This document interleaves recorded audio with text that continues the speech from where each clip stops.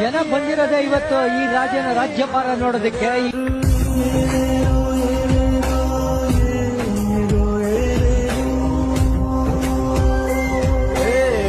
ವಿಧಿಯೇ ವಿಧಿಯೇ ವಿಧಿಯೇ ವಿಧಿಯೇ ವೀರನ್ಯಾರು. ಒಂದೂರಿನಲ್ಲಿ ಒಬ್ಬ ಪರಾಕ್ರಮಿ ರಾಜ ಇದ್ದ. ರತಿಯಂಥ ರಾಣಿಯೊಡನೆ ರಾಜ್ಯಭಾರ ಮಾಡುತ್ತಿದ್ದ.